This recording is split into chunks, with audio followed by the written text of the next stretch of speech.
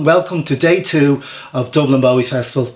First and foremost, I hope you enjoyed our day 1, the vigil, which was I think a very special occasion, and then it followed up with Hunky Dory reimagined Turn and Face the Strange by Sharpe and his band. I think it was just an amazing performance all around. The lighting was beautiful, the location was wonderful, Sharpe was just incredible, and the comments flying in from all over the world reiterate that everyone was really impressed. So well done everyone on that. And we've great fun over on Tim Burgess' listening party on Twitter. And thanks again to Nicholas Pegg for jumping in and giving us all those great insights. Now, before we start today's proceedings, I'd just like to say that unfortunately the live gigs that were scheduled for the weekend are postponed. Just in conversation with the HSE and the venue and the players and all, we just couldn't go ahead just in light of the COVID situation at the moment.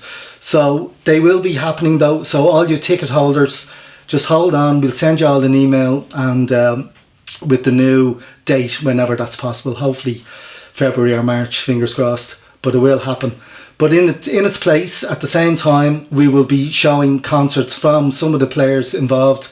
Like on Sunday we'll have Art Crime in concert from an earlier gig.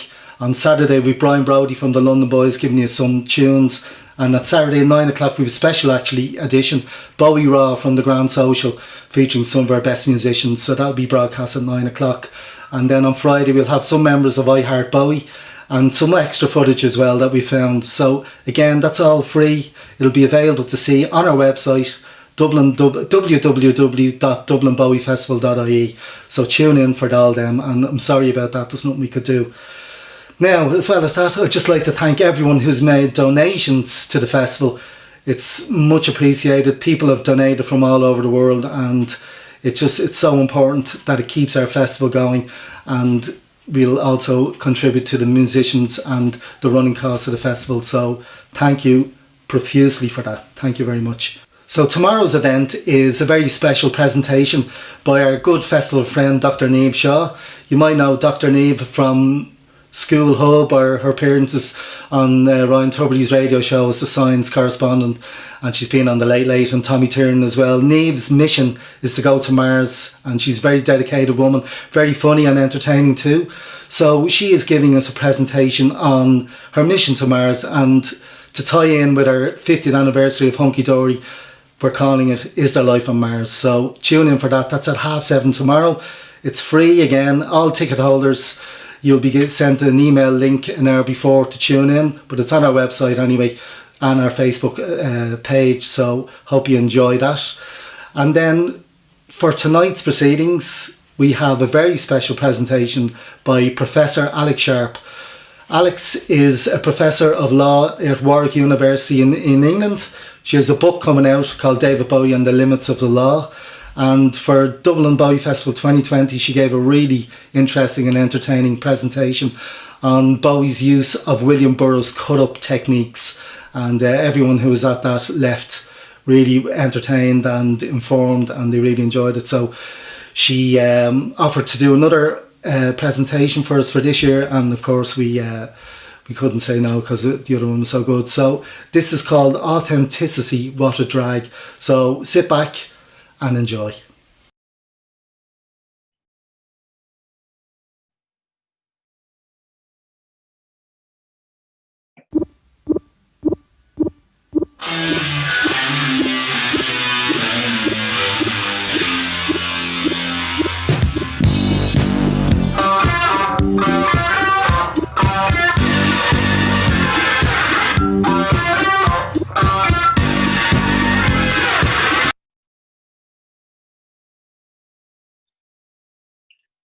This lecture considers the idea of authenticity. It does so through the vehicle of David Bowie. It may seem odd to select Bowie for this purpose. After all, Bowie has been repeatedly accused of inauthenticity. Thus, Keith Richards insisted, Bowie is all pose. All fucking pose. and in an ever so slightly less acerbic assessment, famous music critic Lester Bangs expressed disappointment and frustration with Bowie because of what he saw as Bowie's eclecticism, kleptomania, shamelessness, pretension. The fact Bowie had showbiz written all over him. Other music critics have lined up to join the Bowie execution goon squad. Thus we learn Bowie's records are all style, with no meaning at all, and that he himself is the epitome of shallowness and affectation. Even the great John Martin, who gave Nick Drake a run for his money, declared Bowie a poser. I don't think he's lived a quarter of the things he sings about, and to me, living it is crucial. The point, Martin insisted, metaphorically speaking, is to be able to take your clothes off in front of everybody. This image of Bowie as inauthentic, as false, a phony, perhaps reached its most dramatic moment at the time of John Lennon's assassination. Apparently, the Holden Caulfield-obsessed Mark Chapman had listed Bowie second on his hit list and had booked a front row seat to see Bowie's performance of The Elephant Man on Broadway the following night.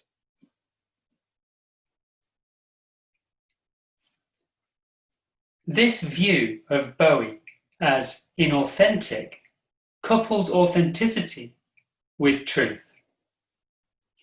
This nexus continues to hold sway over the collective mindset, and it helps explain why some artists and critics have damned Bowie and viewed his artistic project as trivial. However, following philosopher Simon Critchley, I will argue that Bowie's genius lies in allowing us to break the superficial link that seems to connect authenticity with truth.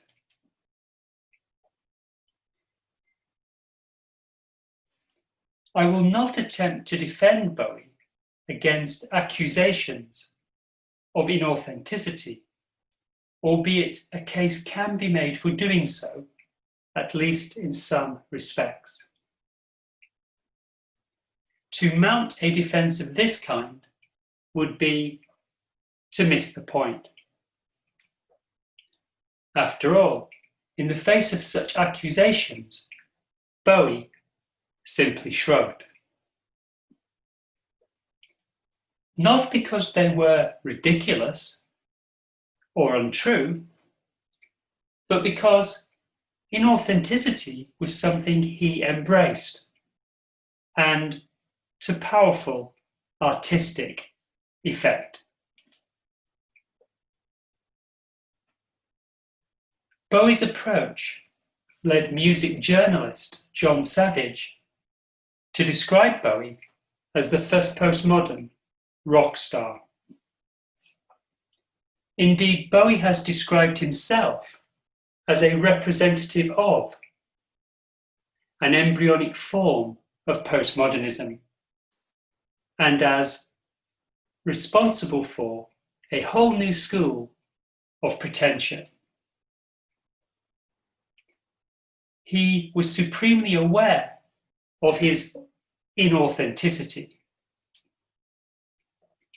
And crucially, for our purposes, he insisted, rightly in my view, that as an artist of artifice, he had more integrity than any one of his contemporaries. In other words, as Critchley argues, Bowie understood that authenticity and truth are not synonymous terms, and he contributed significantly to wider appreciation of this reality.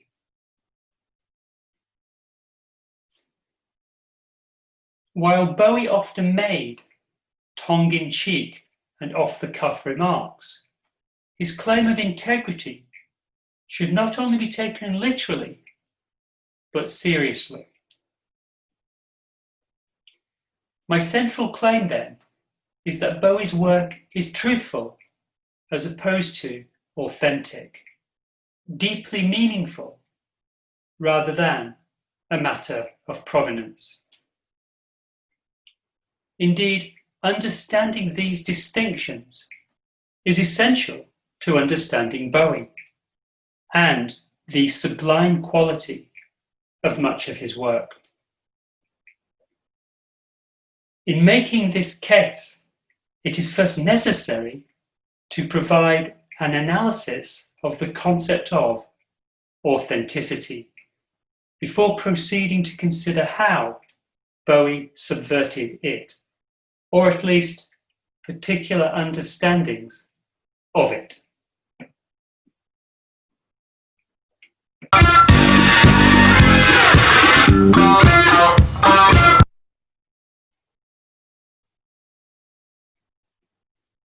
In the modern sense, the idea of authenticity is traceable, as Lionel Trilling notes, to a series of important cultural changes in the 17th and 18th centuries, whereby understandings of what it means to be human became associated with individual uniqueness or distinctiveness, irrespective of the demands of social norms.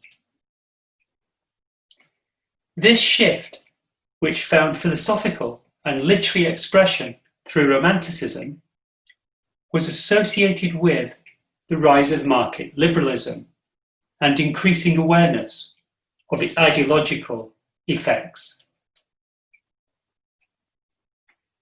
In the face of disenchantment of the world and alienation of the self, ushered in by capitalism, older moral distinctions, right, wrong, good, bad, virtue, viciousness, were replaced, or at least supplemented, by a new distinction: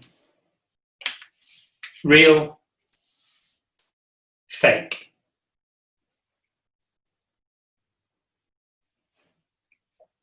In other words, concern over authenticity reflected a growing sense that the truth of one's nature had been masked by economic forces and the social and cultural norms and expectations one had internalized.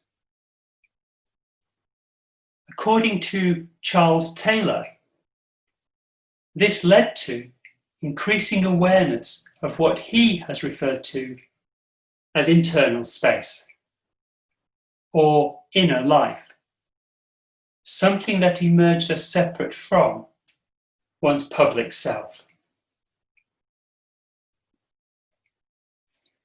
The idea of authenticity, then, is associated with the practice of being true to oneself. In terms of art, and music specifically, we might think about authenticity in terms of an autobiographical relationship between artist and artwork. We might ask, does the artist communicate something truthful about herself through her artwork. That is her artwork personal testimony or confession, a turning of inside out? Or is it merely entertainment designed to please?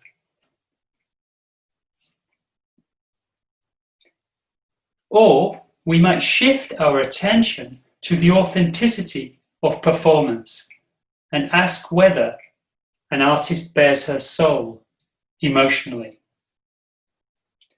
This type of performance authenticity involves being true to one's artistic self rather than an historical tradition.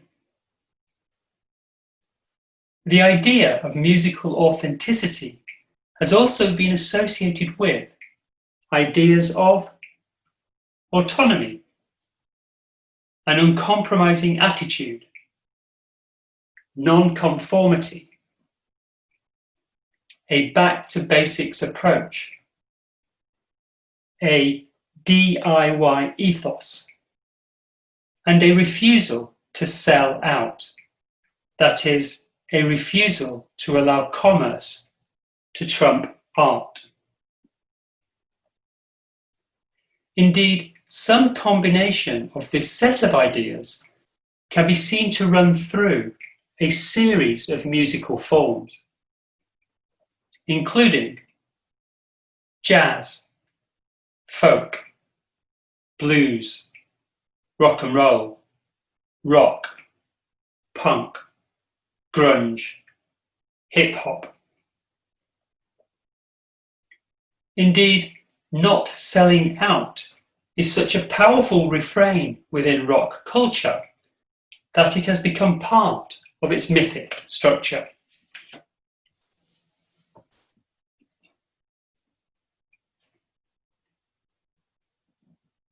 David Phillips has noted, the word authentic is one of an overlapping set of evaluations that includes sincere, true, honest, absolute, basic, essential, genuine, ideal, natural, original, perfect, pure, real, and right.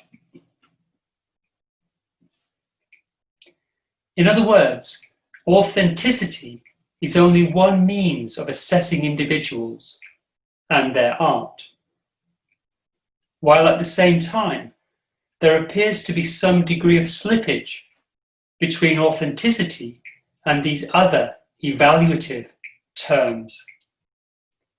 And as Critchley notes, perhaps especially between authenticity and truth. While Bowie is clearly not authentic in the sense of being absolute, ideal, natural, perfect, or pure, and while he might be viewed as having sold out artistically during the 1980s, it could be argued his work, taken as a whole, is authentic in the sense of being original, a point to which I shall return. However, as already noted, I do not intend to make a case for Bowie's authenticity, especially as Bowie distanced himself from the term. Rather, what should be recognized is that Bowie embodied several of the ideas to which Phillips refers. Crucially, and irrespective of whether we judge him authentic, I will argue there is something fundamentally more truthful about Bowie's music and art than many of his creative contemporaries and successors. It is to explaining and justifying this claim that I now turn.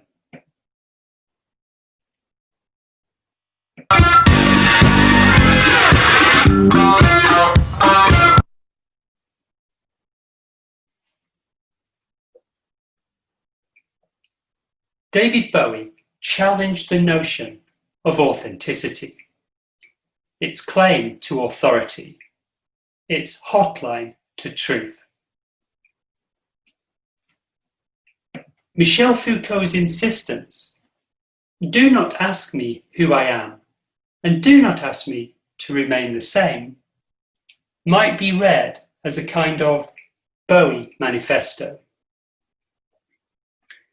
Foucault argued that we have falsely come to believe the truth about us lies lodged in our most secret nature and demands only to surface. Bowie set himself against this idea of a core self, something unchanging, something that has always been there, something which requires articulation. He seemed to grasp the need for, and lived out artistically, what Foucault has described as an unending becoming. That is, he saw himself, much like Oscar Wilde, as his own self-creation, a work of art. Moreover, while he steadfastly refused to bare his soul, don't expect to find the real me, the David Jones, underneath all this. He introduced to a much wider audience the idea that performing the other could be understood as your authentic, or given the distinction already made, truthful self. That is, while John Martyn and other musicians sought to express truth as authenticity through getting their metaphorical kits off, Bowie preferred layers, cultural accoutrements.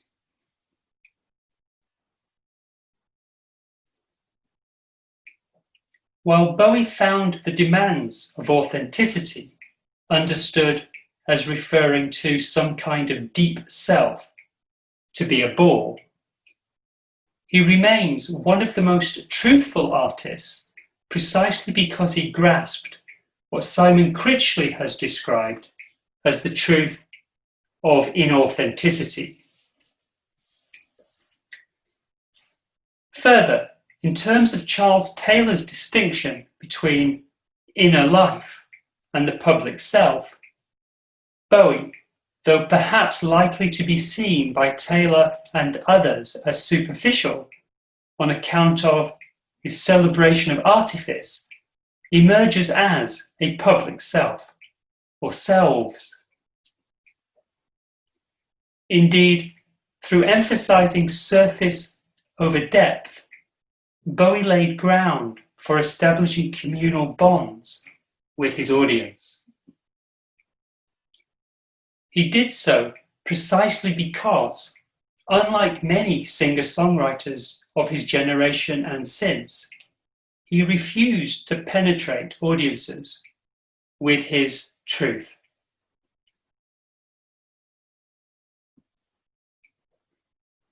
Rather, through self-consciously donning masks, he sought to create spaces in which audience members could create their own truths. That is, Bowie encouraged more active forms of audience engagement and creative dialogue. After all, he saw himself as offering no message. I have no message whatsoever. I really have nothing to say. No suggestions or advice. Nothing. Rather, he was the message.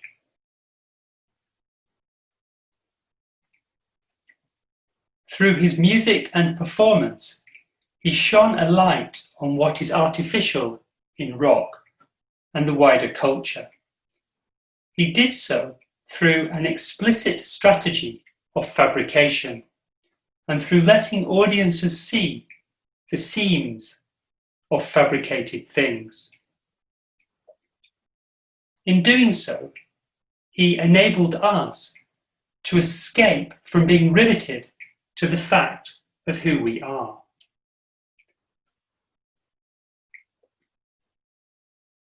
As George Risch has noted, Bowie wanted to subvert the idea of artistic authenticity that grew up around denim and flower power. Though in the process he subverted much more, including, for example, ideas of gender and sexuality.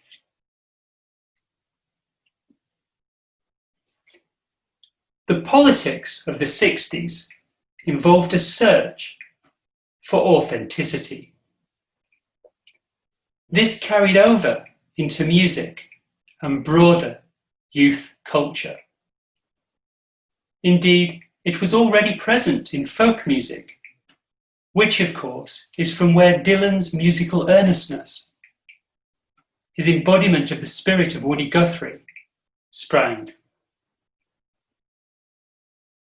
Singer-songwriters like Dylan, Neil Young, and Joni Mitchell expressed, or were widely regarded as expressing, values of authenticity, depth, reality, immediacy, and unity. While immediacy was important to Bowie, he distanced himself from these other values and from what he described as the presumptuousness of the songwriter, preferring artifice, surface, fragmentation, imagination.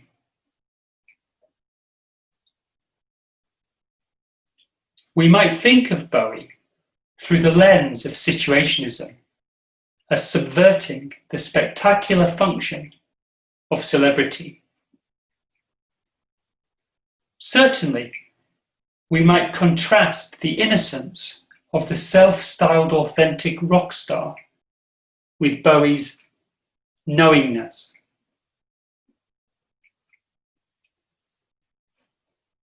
Moreover, Bowie not only positioned himself against the idea of authenticity on artistic grounds, it was not simply that he was a child of Andy Warhol and William Burroughs. Rather, Bowie had serious misgivings concerning the hippie project and collective dreams or political utopias more generally. While Bowie immersed himself in the sentiments of the time, after all, he was only 20 during the Summer of Love, his relationship to hippie culture was more flirtation.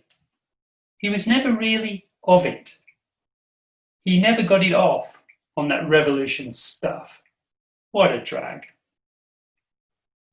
Indeed, he had an ambivalent, if not cynical, relationship to hippie culture, to what might be described as a cult of authenticity, something he captured scathingly on the song Signet Committee.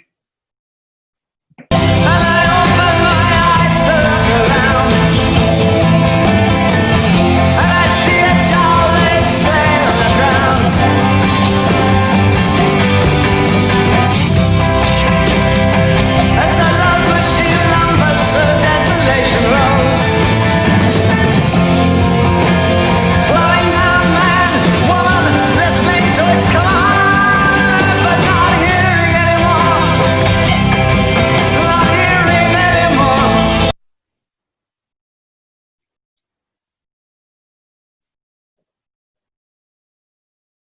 For the hippies, true expression of authenticity lay in individualism, in introspective searching, what Charles Taylor and Christopher Lask might describe as narcissistic navel-gazing. Bowie, by contrast, seemed to grasp that there is no internal psychic life that is not somehow staged by culture. As he explained to Janine,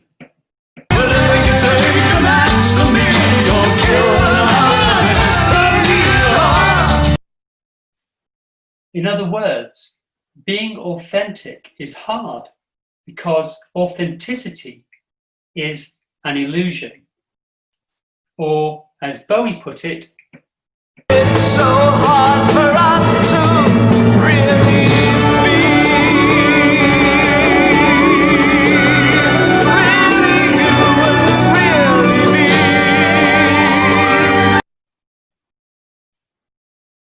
In the face of this reality, he sought to pare back the self, preferring to look out onto the world, to let it constitute him, and through him, through an artistic engagement with it, he revealed truth. The authenticity-truth nexus against which Bowie railed also privileges a specific and circumscribed idea of originality, one that sets itself against imitation and derivation. Yet, as James Curcio notes, true originality would be a form of madness.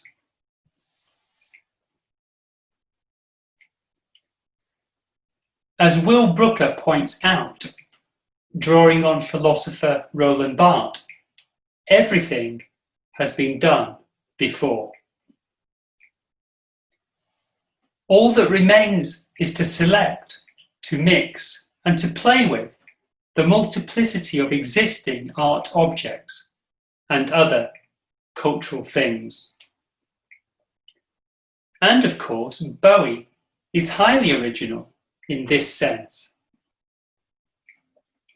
He embraced derivation, larceny, a refusal to honor genre, and a willingness to act with infidelity.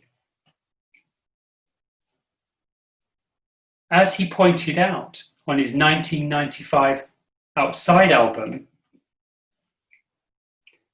all art is unstable. Its meaning is not necessarily that implied by the author. There is no authoritative voice. There are only multiple readings. His recognition, nay celebration, of such postmodern insights encouraged him to create readerly texts, ones that empowered listeners, rather than treating them as passive. Bowie increasingly saw himself as a canvas on which to paint, creating as many meanings as fans could discern.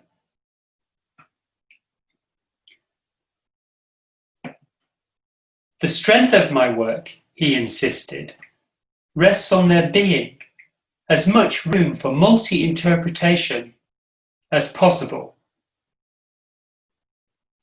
And elsewhere, citing Marcel Duchamp, a work is not finished until the audience come to it and add their own interpretation. Like Barthes, he seemed to grasp the fact that a text's unity lies not in its origin, but its destination. Or as Brooker has put it, it lies not in the writer, but in us. What mattered to Bowie was not static meaning, if that were possible, but rather drawing fans into an artistic and at times avant-garde realm, one characterized by the random, by illusion, and the more general play of signifiers, and by music, both melodious and cacophonous. For it is here that truths about ourselves and our world are experienced, are felt.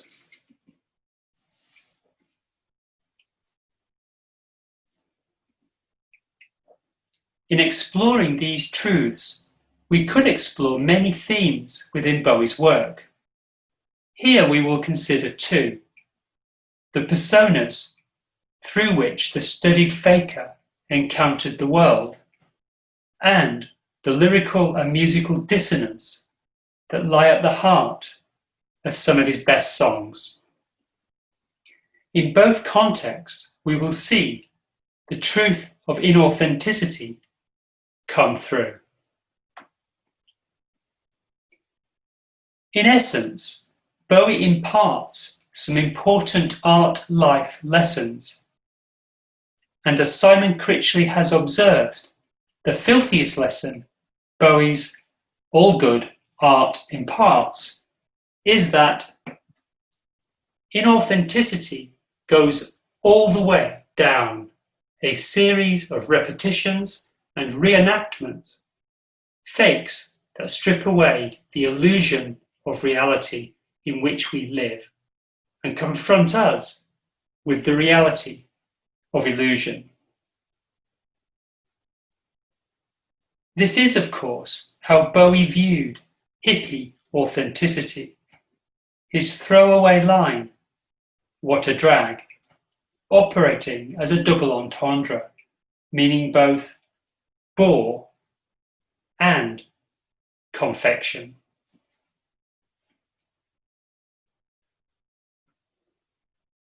Turning to Bowie's characters, his artistic presentations, his developing aesthetic, and pausing only to note Bowie was himself a fiction, destined to become more real than his creator. He exchanged the alien messiah and proto-punk Ziggy for the paranoid and corrupted Aladdin Sane, only to morph into Halloween Jack, a dystopian figure who ushered in the year of the Diamond Dogs, who in turn succumbed to the plastic soul boy of young Americans,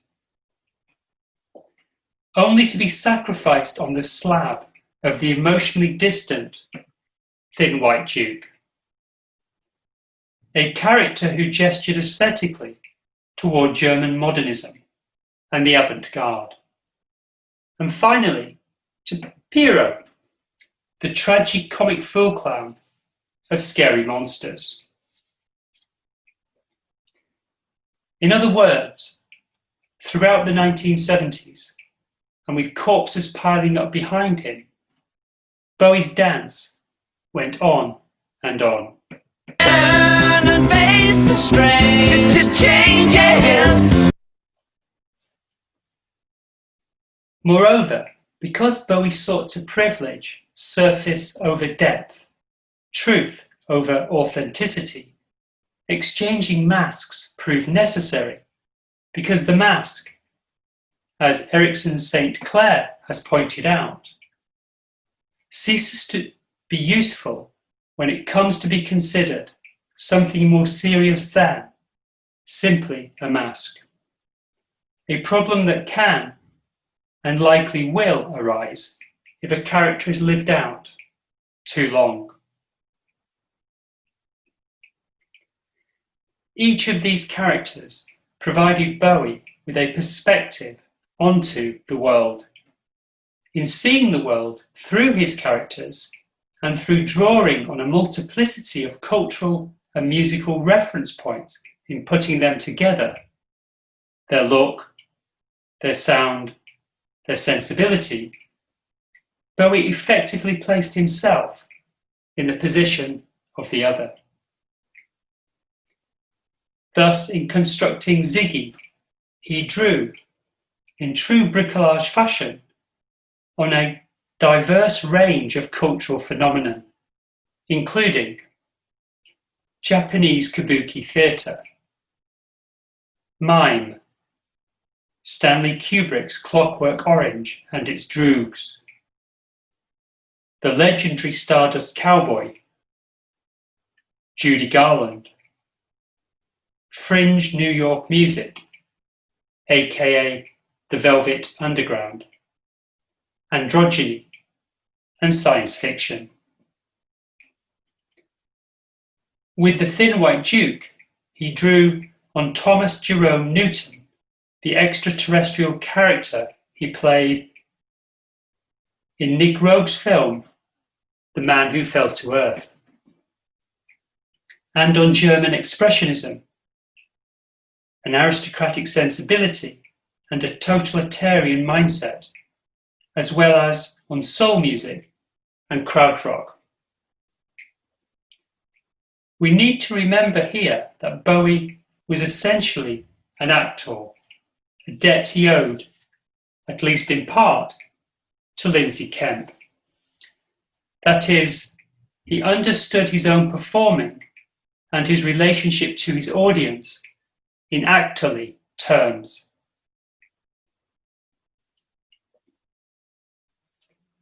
Moreover, and while not Brando or James Dean, Bowie was a method actor.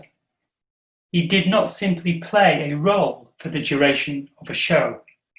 Rather, his preparation and emotional investment in his characters was significant. Thus, as Ziggy, or the Thin White Duke, he was interviewed as and lived as these characters for their duration. As Bowie later reflected, Ziggy was a full-time job, 24/7, and elsewhere, it's no longer an act. I am him. Fans, interviewers, and others responded to him as Ziggy or the Duke. Bowie became these characters and saw the world through their eyes. These experiences of otherness, of different perspectives, of different emotions, enriched Bowie's work and enabled him to convey truths at odds with those of more pedestrian rock stars. Indeed, as Bowie explained, when I don't have a character to play with, I stand in total ignorance of what's happening around me. Through his characters, and therefore at a critical distance, Bowie soaked up and represented the world.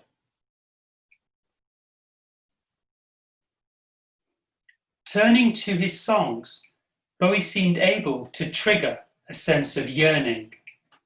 That is, through his often cryptic lyrics and eclectic music, he seemed to point to something beyond, to some palpable truth behind the appearance of things.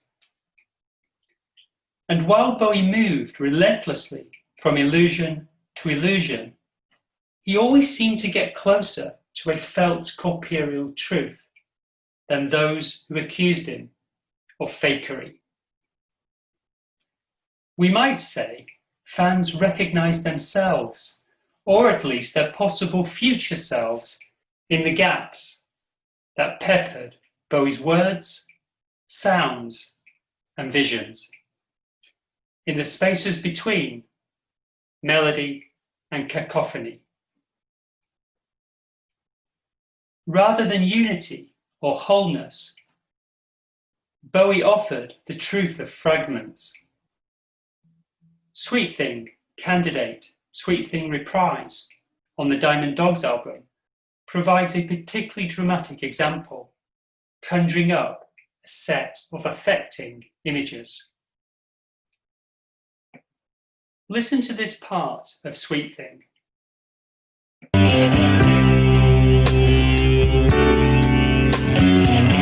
It's safe in a city to love in a dull way, to wrangle some screams from the door.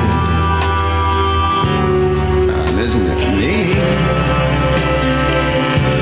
putting pain in a stranger, like a portrait in flesh, or trails on a leash?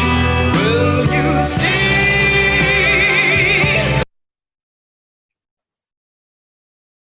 Bowie's fragments have special resonance, dealing as they do with isolation, abandonment, fear, and anxiety. What Bowie has described as all of the emotional high points of one's life. They just feel so right. While Bowie maintained a certain intellectual distance from his work, and while some of his characters, most notably the Thin White Duke, were emotionally cut off, much of his work is deeply emotional, affecting. That is, it bears the hallmarks of truth. And this affect was produced by a kind of playfulness, one that had no truck with staying in lane, with genre, with authenticity. Rather, Bowie offered shifting moods, a remarkably subtle and versatile voice, cut-up lyrics, infidelity to each and every musical style, a preference to show rather than tell, and always, always surprise.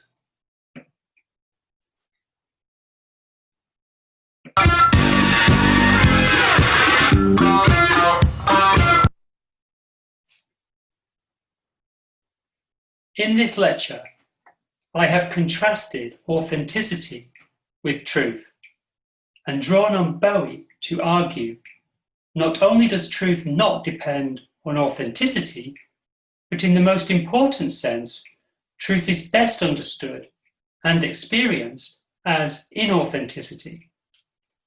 It is Bowie's self-conscious and unapologetic subversion of artistic authenticity and his embracing of the reality of inauthenticity through his art that marks him out, not as a phony, but as a truth teller. In the face of this grand illusion that is authenticity, Bowie charted a protean path, recreating himself in dialogue with the world and everything it offers. Moreover, and importantly, through abdicating authority over his work, through creating readerly texts, he helped constitute fans as active agents and creative communities. In doing so, as Simon Critchley has pointed out, he enabled his work to speak to experiences of personal truth in all of their chaotic complexity.